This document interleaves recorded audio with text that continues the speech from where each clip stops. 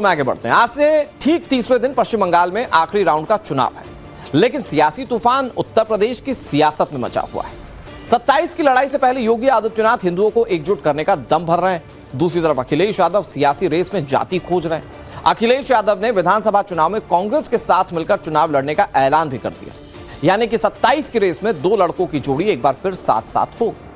अखिलेश यादव से लेकर डिंपल यादव तक अपनी जीत का दावा कर रहे हैं, लेकिन उत्तर प्रदेश में जिस प्लान के साथ योगी आदित्यनाथ और बीजेपी चल रहे हैं, क्या अखिलेश और राहुल की जोड़ी उन्हें टक्कर दे पाएगी? ये रिपोर्ट आप देखिए।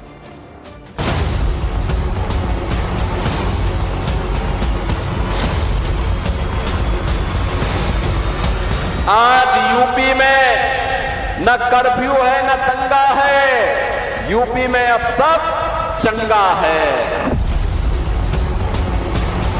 गौ माता को कटने नहीं देंगे और हिंदुओं को बंटने नहीं देंगे। पूरे दिन जाने वाले हैं और भाजपा को हम लोग हराएंगे, हमेशा के लिए हटाएंगे। तो मैं समझती हूँ कि जनता बदलाव की तरफ पहल कर रही है और कर चुकी है। जातिवाद के नाम पर देश को लूटने वाले, समाज को कमजोर करने वाले उन राष्ट्रद्रोहियों से हमें सावधान रहना होगा। समाजवादी पार्टी की सरकार आएगी तो गरीबों को 300 यूनिट बिजली मुफ्त दी जाएगी। क्या 27 के चुनाव में उत्तर प्रदेश में योगी जीत की हैट्रिक लगाएंगे? क्या 27 के इम्तिहान में अखिलेश 10 साल बाद सत्ता में वापसी कर पाएंगे?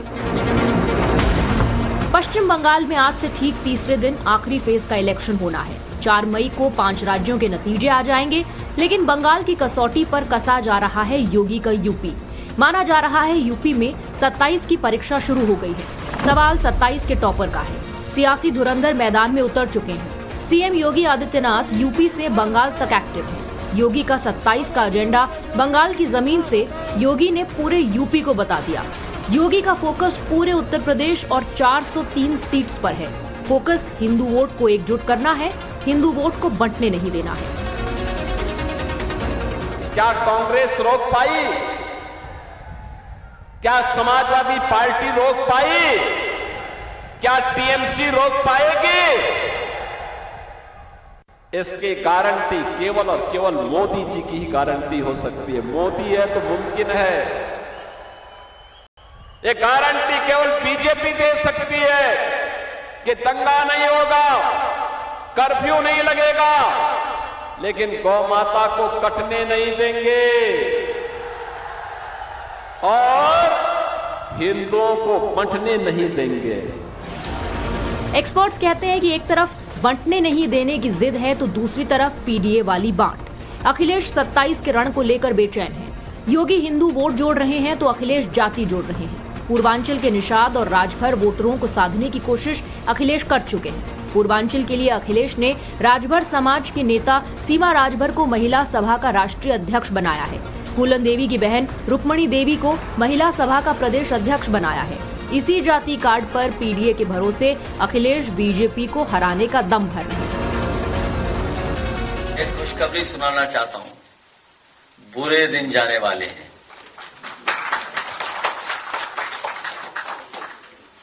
और भाजपा को हम लोग हराएंगे, हमेशा के लिए हटाएंगे। और इस बार उत्तर प्रदेश में 95% पीडीए 95% वोटिंग कर करके भारतीय जनता पार्टी का सफाया करने का काम करेंगे।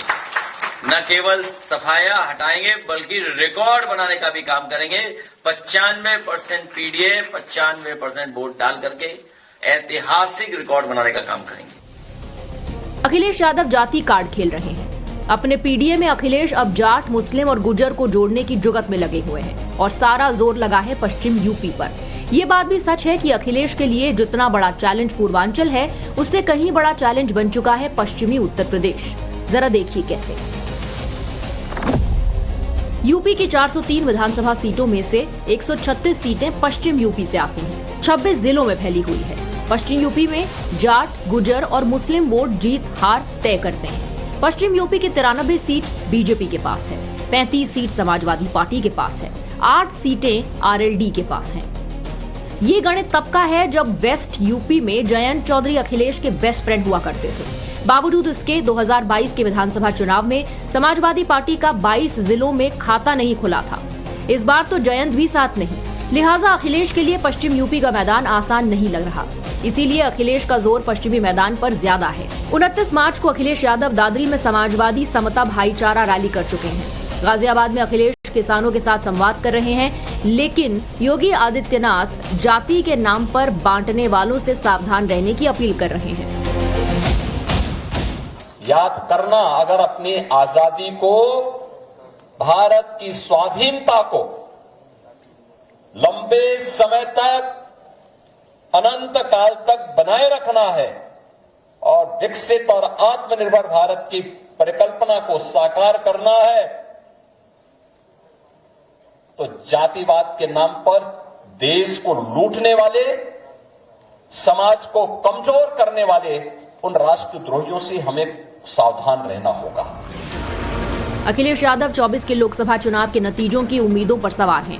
अब 27 की इस लड़ाई में यूपी को साधने के लिए अखिलेश यादव ने गठबंधन का भी ऐलान कर दिया है। समाजवादी पार्टी आने वाले समय में उत्तर प्रदेश में सरकार बनाएगी। इंडिया गठबंधन रहेगा, कांग्रेस को साथ रखेंगे और हमारे यहाँ सवाल सीट का नहीं होता है, सवाल जीत का होता है। जो जीतेगा उसे टिकट मिलेगी। लेकिन सवाल है कि क्या कांग्रेस पार्टी वाकई में 2027 में त्याग करने के लिए तैयार है? ये त्याग वाला फॉर्मूला अखिलेश यादव का है। तो सोचिए, अगर कांग्रेस ज्यादा सीटों की मांग करे तो क्या अखिलेश यादव उस डिमांड को पूरा कर पाएंगे? सवाल ये भी है कि क्या राहुल गांधी के साथ गठबंधन का विधानसभा चुनाव में अखिलेश यादव को फायदा हो पाएगा? दो लड़कों की जोड़ी खूब चर्चा में रही थी 2017 के चुनाव में, लेकिन क्या हुआ? ढाक के 3 पात। दो लड़के मिलकर भी मोदी की सुनामी को रोक नहीं सके थे। यही वजह थी कि 2022 में अखिलेश यादव ने न तो कांग्रेस को भाव दिया और न ही बीएसपी के साथ गठबंधन किया, क्योंकि बुआ के साथ बबुआ का 2019 वाला एक्सपीरियंस अच्छा नहीं रहा था। पर 2022 में योगी का चेहरा और कद दोनों अखिलेश पर भारी पड़ा।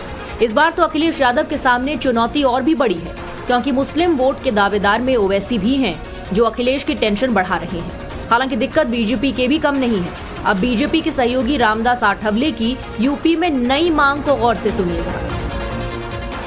25 सीटें हम निकाल रहे हैं, ऐसे निकाल रहे हैं कि भाई वहाँ कैंडिडेट चुनकर ही आए हैं और जहाँ बीजेपी चुनकर आती नहीं है, ऐसी सीटें हम मांगेंगे। और अगर उस सीटों में मतलब अगर अच्छी तरह हमको रिस्पांस मिलता है, 25 सीटें तो हम देंगे, लेकिन इतनी सीटें मिलेगी नहीं। लेकिन जितनी भी मिलती है उतनी सीटें हम लेने का प्रयत्न करेंगे। और अगर सीट नहीं मिलती है तो क्या करना है वो सोचेंगे। सीट बंटवारे में तो अभी समय है, लेकिन बीजेपी भी अभी से सारे समीकरण साधने में लगी है। बीजेपी की सबसे बड़ी ताकत नरेंद्र मोदी और योगी आदित्यनाथ की छवि है। मौजूदा समय में फैक्ट ये भी है कि योगी आदित्यनाथ का पॉपुलैरिटी ग्राफ बहुत ज्यादा है।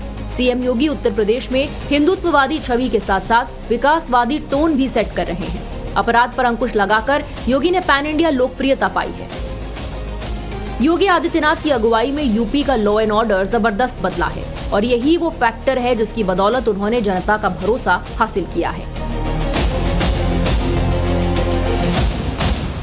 बहन और भाइयों, आज आप देख रहे होंगे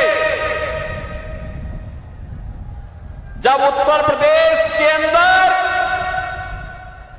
माफिया की हड्डी और पसली को यूपी का बुलडोजर ठीक करता है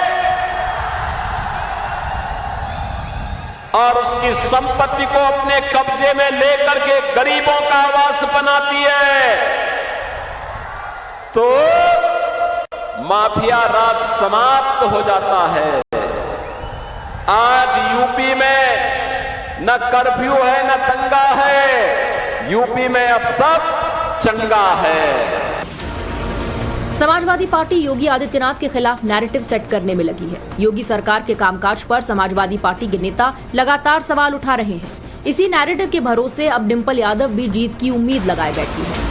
उत्तर प्रदेश में जो अभी देखने को मिल रहा है, जो हाव भाव है लोगों के, जनता का जो रुख है, तो मैं समझती हूँ कि जनता बदलाव की तरफ पहल कर रही है और कर चुकी है। पहला जो स्टेप है लोगों ने ले लिया है और उसी तरह से जो देखने को मिल रहा है, क्योंकि हम गाँव में जा रहे हैं, लोगों के संपर्क में हैं, जिस तरह से हमारी स्वास्थ्य सेवाएं पूरी तरह से ठप हैं, जिस तरह से सरकार जुमले लेके आती है कि हम लोग रोजगार देंगे, नौकरियां देंगे, इन्वेस्टमेंट लाएंगे, करोड़ों लाखों करोड़ रुपए के MOU साइन हो रहे हैं, लेकिन वास्तविकता में प्रदेश में कुछ देखने को नहीं मिल रहा है जिस तरह का विकास होना चाहिए था। और मैं समझती हूँ इन 10 सालों के राज्य में, शासन में हमारा प्रदेश कहीं ना कहीं पिछड़ा है। समाजवादी पार्टी योगी सरकार पर निशाना साध रही है तो बीजेपी की सहयोगी पार्टियां अखिलेश राज में हुए दंगों की याद दिला रही हैं। 9 साल में एक भी दंगा नहीं हुआ पूरे प्रदेश में, 75 जिले में, और 5 साल में अखिलेश जी मुख्यमंत्री थे, 1000 दंगे हुए, 1200 जन की हानि हुई। वो नहीं सोचते हैं कि मैं शासन था, मुजफ्फरनगर जल रहा था और सैफई में नाच देख रहे थे एज ए मुख्यमंत्री। यही माहौल प्रदेश का बनाना चाहते हैं। बीजेपी का फोकस हिंदुओं को एकजुट करना है, एजेंडे में सनातन और राष्ट्रवाद है। ऐसे में योगी आदित्यनाथ समाजवादी पार्टी को राम विरोधी बताने में कोई कोर कसर नहीं छोड़ रहे। याद करिए, पहले राम जन्मभूमि के लिए हमें आंदोलन करना पड़ता था, राम भक्तों पर गोलियां चलती थी। TMC की ही पार्टनर पार्टी समाजवादी पार्टी ने गोलियां चलवाई थी, इनकी सरकार में गोलियां चली थी। ऐसे यूपी में भी जैसे ममता दीदी को राम नाम से चिढ़ है, दुर्गा पूजा से चिढ़ है, ऐसे ही यूपी में भी चिढ़ होती थी। अखिलेश यादव और समाजवादी पार्टी की पूरी कोशिश है कि किसी न किसी तरह से यूपी में सत्ता पर वापसी की जाए। योगी सरकार पर सवाल उठाने के साथ साथ अभी से समाजवादी पार्टी चुनावी दावे भी कर रही है। अखिलेश यादव ऐलान कर चुके हैं कि अगर उनकी सरकार आई तो गरीबों को 300 यूनिट मुफ्त बिजली दी जाएगी। तो आज उत्तर प्रदेश भ्रष्टाचार से जूझ रहा है, हमारी महिलाओं की सुरक्षा से जूझ रहा है। महिलाएं अपने आप को कहीं ना कहीं असुरक्षित महसूस कर रही हैं। जिस तरह से उत्तर प्रदेश में काम होना चाहिए था बिजली के क्षेत्र में, जिस तरह से उत्पादन बढ़ना चाहिए था, क्योंकि अब उत्पादन तो बढ़ा नहीं पाए हैं, तो आफ्टर ऑल ये जो उत्पादन अपना कार्य ढंग से नहीं कर पाए तो इसका बोझ किसके कंधों पर डालेंगे। ये इसीलिए जनता में मीटर्स लगाए गए हैं, स्मार्ट मीटर्स का प्रयोग किया गया है। इसीलिए राष्ट्रीय अध्यक्ष समाजवादी पार्टी ने कहा है कि जब समाजवादी पार्टी की सरकार आएगी तो गरीबों को 300 यूनिट बिजली मुफ्त दी जाएगी। यूपी विधानसभा चुनाव में 1 साल का वक्त भी नहीं रह गया। अभी से पब्लिक के बीच मैसेज पहुंचाया जा रहा है कि लड़ाई योगी बनाम अखिलेश के ट्रैक पर ही होगी। राहुल गांधी दूर दूर तक नहीं, अगर होंगे भी तो अखिलेश के पीछे। एक बात साफ है, 27 के चुनावी रण की फाइनल तारीख आते आते वार पलटवार का सियासी संग्राम और भी घनघोर होना तय है।